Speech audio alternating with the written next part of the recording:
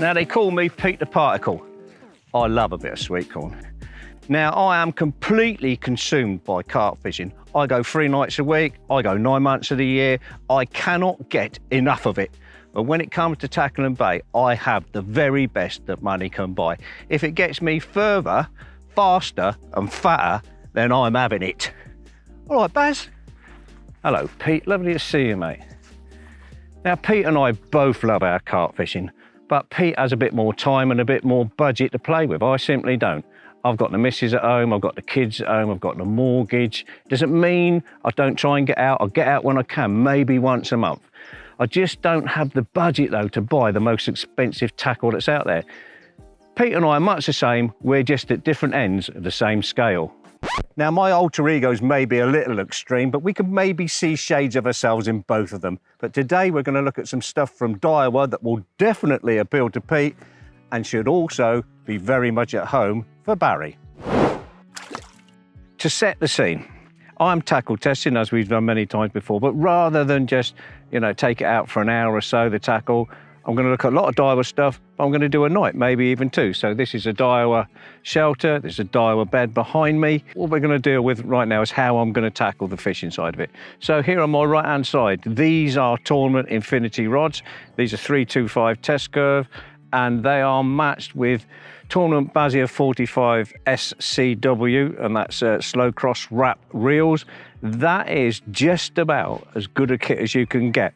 On my left, we have Daiwa's new Black Widow XT rods. These are 3.5 pound test curve, and they're matched with Black Widow reels. Both of the setups for these rods are very, very similar, and are going to do exactly the same sort of fishing, but in 2 different pegs. This is a beautiful old estate lake in the middle of rural Leicestershire. And the way to fish it, I'm told, is to fish across. It's about 20 wraps. We're going to do the same in this peg and the peg next door, because they're very similar. Everything wrapped at 20, so we're very, very good test to see how they perform and what the difference is liable to be between the 2 rods. Because let's face it, you can buy all of that there, including the pod, and have a lot of change for less than you can pay for one of these reels. First bite of the session didn't take long. This fish is kited way down to the right.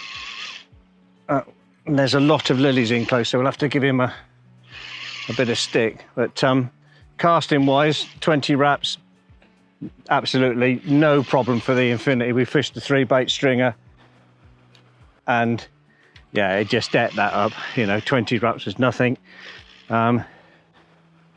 I understand there's sort of fish in here to over 30, and it's not a bad mirror. I don't think it's one of the giants in here, but good start to the session. This is a 3.25 pound Infinity.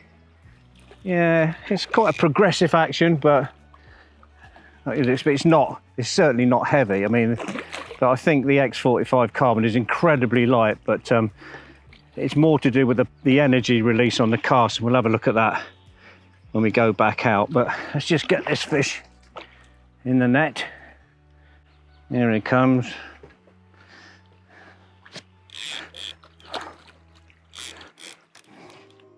So, nice common, he wallowed a bit, but I'm not surprised because the water's really warm. But a really good start. Messed up my plans a little bit because now we're going to have to go and fish with the other rods. I didn't really expect one first chuck on a stringer, but we had put some bait in earlier. But yeah, great start. Not going to weigh it, I would say just a double maybe, but nice old estate fish, nice and dark across the back, and yeah, lovely. So let's get him back. Let's continue with the trial.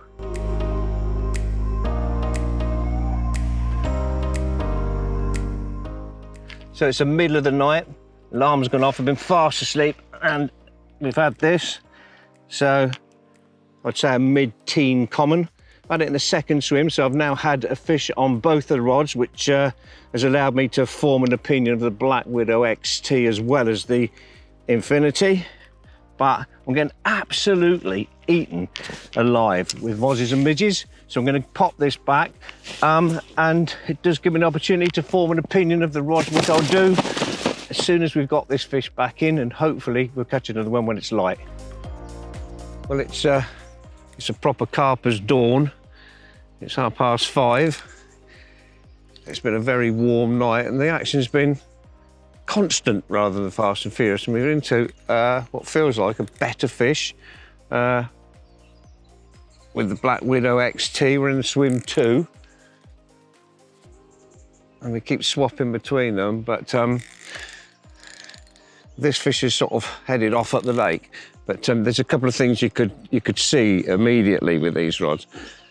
It's a slightly heavier playing action, and it's a little bit more through, a little steely. So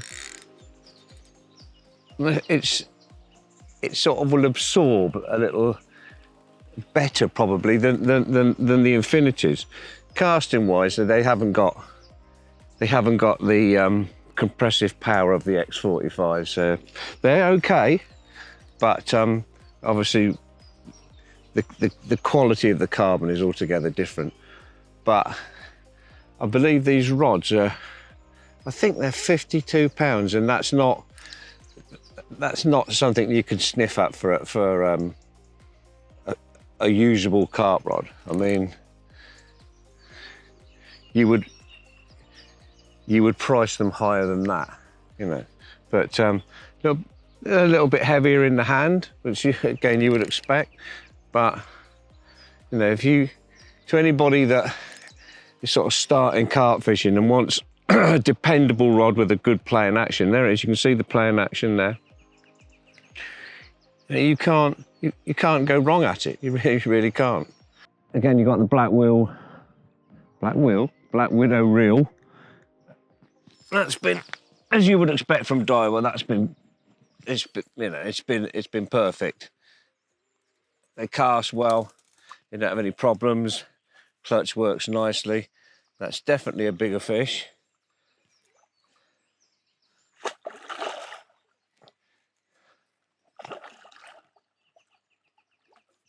A great way to start the day. So session continues to be really fruitful. Another fish on the bank, and we've got the rest of the day to go, and probably one of the best tackle tests I've ever been on, you know. To fish with the actual stuff through the night properly and catch fish, it doesn't really get any better. And so far, yeah, I'm really happy with everything that's happened. Anyway, we'll get this one back and we make a cup of tea, I think. Now, it's been a bit of a mix and match for me. I've used some of my own kit and I've used some of Daiwa's kit, including this new Mission Plus shelter and their first foray into sleep systems, but we'll get to that in a moment. I've also picked out a couple of bits of the luggage that they do, and for a closer look or a more comprehensive view of their luggage, click here and have a look at Carpfeed. Anyway, what I particularly liked on the luggage was this. This is a low-level carry-all. Slides straight under the bed, chair out the way. It's got a nice flat top table. You can get just about everything in there, little pouches for leads and stuff like that. We really like that. I like the way it folds away under the bed. And this, I've seen a few of these on the bank. This is the Infinity system. This is the brew kit system, and I thought I'd give that a go. Again, you've got a little flat top, and inside all your brew kit. Really nice. Nice waterproof bottom, which is always handy because you can leave it out the bivvy. So we like those couple of bits of luggage. So let's move on to some sort of bigger items. This is the Mission Plus overnighter. I found it to be really quick and easy to put up, and whilst the rib system is a bit old school, it's a little bit bigger than most of them are now, it was incredibly easy to put up. I really like the ground sheet. It clips in easily to locate, and a lot of problems with ground sheets are that you don't know which is the front and the back and which is up the right way. This one's got a tag at the front, so it's easy to do like that, and it clips in easily. Also comes with 4 storm poles, so you can have it like this, which is slightly lower level, or you can push it up on these connectors here and have it quite high. Plenty of room for a bed chair. It's not got a great deal of room, but for an overnight or a weekend, especially in the summer, yeah, really good. And the price wise, it's under 180 quid. And considering you get bivvy pegs with that as well, I would say that that's a really good buy. Now, I'm quite fussy with what I sleep on. when I'm carp fishing. You get very used to your own beds when you're carp fishing. But I thought, okay, we'll step out of my comfort zone, and I've have a look at Daiwa's first foray into a sleep system. So what I would say is this: I had no trouble with the crash zips. It's been really warm, so I fished it pretty much open, really comfy and warm. I like the peachy inside. I quite like this little stash pocket. I thought that was quite interesting. There is a sort of a built-in pillow up that end on the mattress, but that, I like my head quite high, and you would definitely need, I put a couple of hoodies up there just to pick me up a little bit. I've set it at its highest level, basically because I find it easier to get in and out of the bed like that. I've had no trouble with the legs at all. I would suggest that I'm not the lightest guy in the world, but it's got an elasticated mattress system, and it doesn't take long, especially when they're new, for this to wear a little bit. So I would use it once or twice, and then they're very easy to tighten. You just pull it from that end and re-tie it with a knot.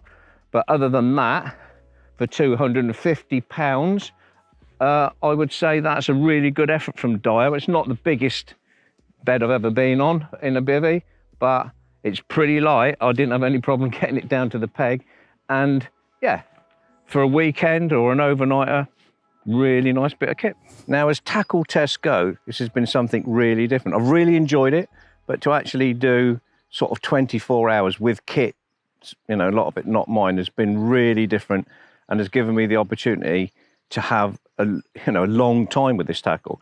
So I've got a couple of conclusions, and it's more of a conclusion than a comparison. I don't think that you can draw a comparison in rods and reels between these, which are just fabulous. So this is the Infinity and the Basia 45 SCWs, and over in the other swim, the Black Widow XTs with the matching reels.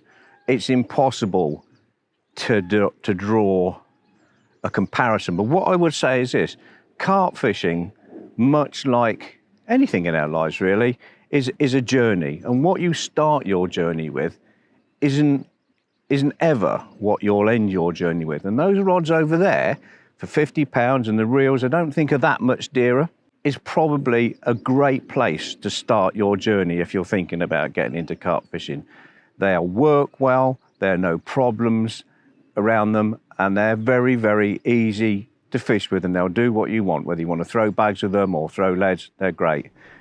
Even if you had the money to afford these and you were just new to carp fishing, I wouldn't say to you, no, go and get the very best that you can, because to compress these rods, you'll have had to fish quite a long time anyway to get the best out of them. And the reels, although they are things of beauty, like all things of beauty, have one or two issues. Now, to a seasoned angler, they're annoyances more than faults, and you could get around it. But if you're new to fishing, especially carp fishing, you'd find that a real problem, because the reels have a bit of tendency to go under the spool, the anti-reverse, because the body lines are so sleek on the back of the reel. So when you look at them, they are beautiful. It's not quickly located, but in return for those couple of little issues, you get a beautiful line lay. You can cast a long way with them and all things like that. So I don't think that you can draw a comparison, but you need to look at it for what it is in reality, because price-wise, they're not even the same. So my advice to anybody watching this: start your journey with rods like that. They really are, they're going to serve you well for your first couple of years in your carp fishing. Anyway, I've got one in the net, and that looks to be the best fish that we've caught. The bailiff has come round. He says it's a known fish, but we'll get it out. We'll take a couple of pictures of it, pop it